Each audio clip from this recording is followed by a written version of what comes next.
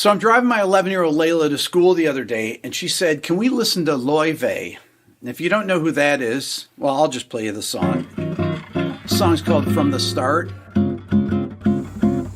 Don't you notice how I get quiet when So this there's song no one? was a huge hit last year. It's got over 500 million plays. This is really a bossa nova. She says, "What is that?" I said, "That's a style of music that was big in the 1960s. There was a huge hit called Girl from Ipanema that came out in 1964. It was written by Antonio Carlos Jobim, who happened to be my dad's favorite composer." So I thought to myself, what musical era are we even in here in almost 2025? What I mean by that is, historically, each era had a defining sound or cultural movement, like swing in the 30s and 40s, rock and roll in the 50s and 60s, or even the MTV-driven pop music of the 80s, or one of my favorite eras, grunge or alternative rock of the 90s. This was because mass media, meaning radio, TV, MTV, print media, was all coordinated with major labels which controlled the distribution channels of the music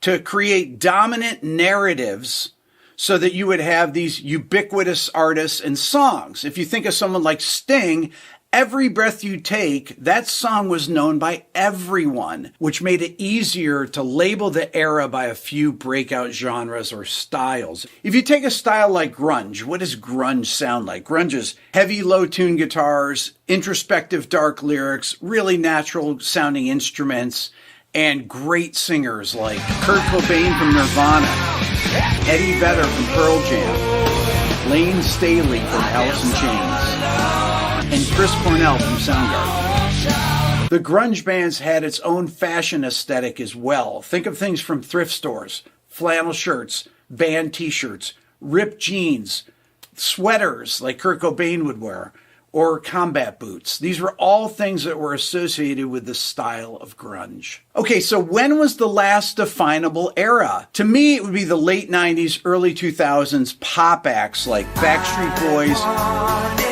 NSYNC, Britney Spears, or even Avril Lavigne. That was a really dominant musical era. Here's an interesting fact. In 1999, record sales reached their peak when 600 million people spent an average of $64 on records, achieving $40 billion in sales of recorded music. That's insane. So what was the turning point that ended these dominant genres of music? To me, it was the internet and streaming. It was things like Napster, the iTunes Store, Spotify, YouTube. All of these things acted as a disruptor or disruptive force that changed the way that people discovered and consumed music. It relied on algorithmic playlists and global distribution, which gave equal footing to niche artists and micro genres. The result was that no single dominant or must-hear genre movement was able to flourish because listeners followed their personal taste curation rather than mass consensus. That mass consensus was created by things like having a 3-month window in which the record is set up. All records were set up with this 3-month period.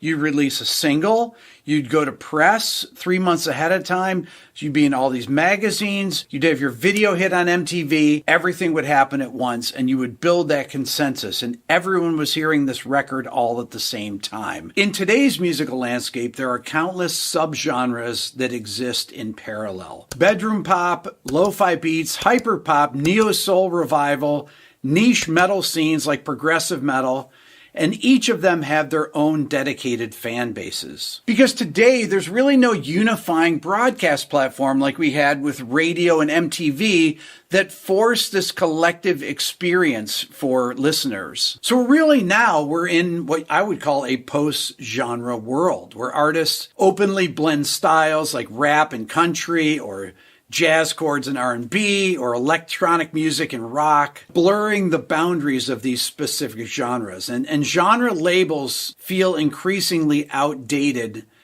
replaced really by mood-based or influencer, I hate that word, influencer-driven curation. The industry success metrics now reflect broad, varied tastes, where you can have massive global hits that people don't know. When I did my video on Blinding Lights, it's the most streamed song on Spotify.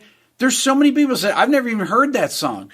I know so many people that have never heard a Taylor Swift song. They know who she is. They don't know any of her music. I just did this video where I mentioned Mr. Beast, the biggest person on this platform. Half the comments are like, I don't know who that is. So are we between eras, or is this the new normal? It's possible that we're in a transitional phase, the algorithmic age, where discovery is personalized rather than collective. But for now, we're living through a moment where each listener can curate their own mini era, I guess, where there's no particular dominant sound, just a galaxy of possibilities. Love to know your thoughts. Hit the subscribe button, leave a comment. Thanks for watching.